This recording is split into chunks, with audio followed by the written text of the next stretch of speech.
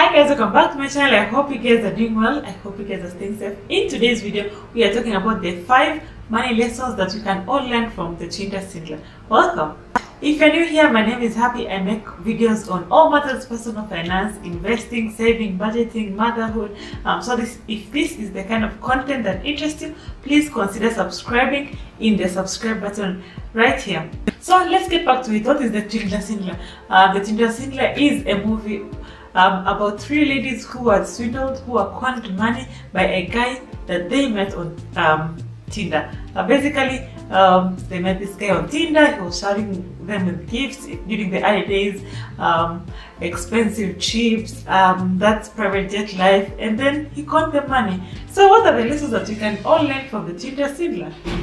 So the first money lesson that you can learn from the Tinder Swindler is when you're giving money to family, friends, just give money that you can afford to lose. Don't go overboard. Don't give money that you can't afford to lose. Sometimes, especially when it's very close relationships, even okay, this girl was not even family, it was just a boyfriend, but sometimes we go overboard, and when these people fail to pay us back, things happen, we get stranded. So I think a key lesson is to just give money that you can afford to lose, so that in case they don't pay back, it was money that you could afford to lose, and yeah, your life is not really changed because of that. So give money that you can afford to lose. I think the second money lesson that you can learn from the Tinder Swindler is I don't think it's wise to take out loans for people, maybe under very, very special circumstances. If you don't have money, sometimes it's really hard to justify. You don't have money, then you're going to take a loan for someone else.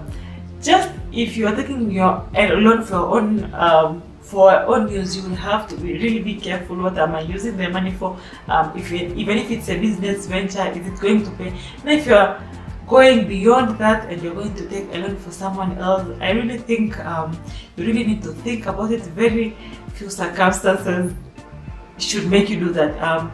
I think it's just better for you to, if that person needs a loan, you can just point them out to avenues that they can get that money instead of taking it yourself, because if that person doesn't pay, you will have to pay it. So you can just point them out. Maybe you can go to this circles, you can go to this microfinance, you can go to this bank, or I know this person who lends money to pay them interest.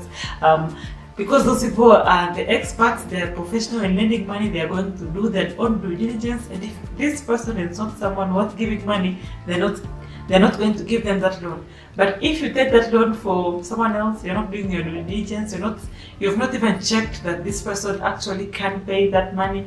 Yeah, I don't think it's wise. So I think really try and avoid taking loans for people. Don't take loans for people. Just point them out to where they could get those loans, but try and avoid taking loans for people. We see in the Tinder Swindler, the ladies took loans when the guy was telling them, okay, fine, I need money, my enemies are after me. They went on and took loans, and the guy is not paying, but they still go on taking loans for him. I mean, they should have done their due diligence. Can this person pay? Or they should really have pointed that person. They should have pointed the guy, okay, fine, you can get a loan from here, or you can get a loan from here, instead of taking those loans under their name.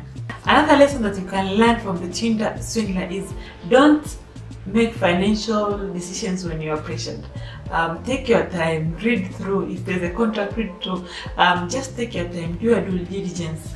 Don't let anyone pressure you into making financial decisions that make you uncomfortable. You see in the Tinder Swindler, the ladies were really uncomfortable, but they still went on and took those loans. Their intuition told them, okay, fine, something could be wrong, but they still went on and took those loans and gave that person money, and the guy was not paying them, but they were still going on and taking those loans. So yeah, don't make financial decisions under pressure. Take your time. Sometimes people say you can miss an opportunity, but sometimes the cost of taking that opportunity might be just too big for you to handle. So don't, take your time. Do your due diligence. Don't make financial decisions when you're pressured. In the same way, initially the guy was really spending money on them. He was taking them on private on this private jet lifestyle. He was taking them to expensive dinners, expensive hotels. In the same way in relationship, I think sometimes you shouldn't really get pressured. If you can't afford something, let him do it because he can afford. Because sometimes we try and compare ourselves. Okay, fine, if he spent $500 doing this, I should also spend. But if $500 is 90% of your income, you really should not do that, because everyone is on another. Everyone has different circumstances, everyone has different sources of income. So yes, just because he's spending this amount of money does not justify you trying to keep up. Don't keep up with the Kardashians. So yes, don't make financial decisions under pressure, but in the same way, even when you're spending money, spend money that you really you can really afford, and not because you're being pressured that someone else is spending all this money on me, so I should really try and keep up. No, I mean, if there's love, there's love. It doesn't really matter. And the fourth money lesson that you can learn from the Tinder Swindler is have an emergency fund. An emergency fund is a fund that is going to help you in case something happens, in case things don't go well. I mean, an emergency fund will help you. And really what's important here is to specify what you're going to use the emergency fund for. So in this case, in the Tinder Swindler, you will not expect the ladies to use the emergency fund to give the guy a loan. Okay, after they have made all their financial decisions, they have lent him money, they have lent him money. I mean, now that all those loan companies are coming after them and maybe they have to move back home and they don't have enough money, an emergency fund would have helped them in this case, because if they had like maybe 6 months living expenses, they would still have been able to live on peacefully. Yes, they would have to go to those loan companies and talk to them about how they're going to pay the debt, but if you have an emergency fund, at least you have a fallback position. So what's really important here is first to have that emergency fund, but also to specify, okay, I'm going to use this emergency fund in case maybe I've lost my source of income, in case something happens, this is what I'm going to use my emergency fund. And the fifth and final money lesson that you can learn from the Tinder Swindler is seek professional advice. Talk to someone about it. I mean, yes, you're in a relationship, but you could also find someone to confide in, a parent, a friend. Just talk to them. And I mean, if these ladies had someone that they could talk to or they were talking to, that person would have raised the alarms. Okay, fine. Why are you spending all this money? Why are you taking all these loans? Why are you taking loans from more than 4 companies?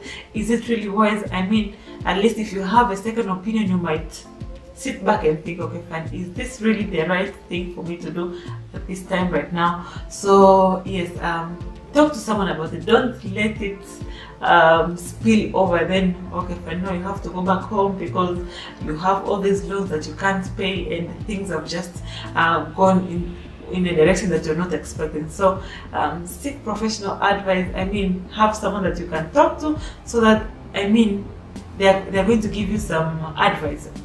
Yes, if they talk to people, they would have told you, okay, fine, I don't think this is right, I don't think you should be getting all these loans for this guy. I mean, someone that they could bounce ideas off, and at least they would be more careful when dealing with him. So that's all, guys. Those are the 5 money lessons that I learned from the Tinder Swindler. Let me know in the comment section down below any other money lessons that you guys learned when you watched the Tinder Swindler, so that you can all learn from each other.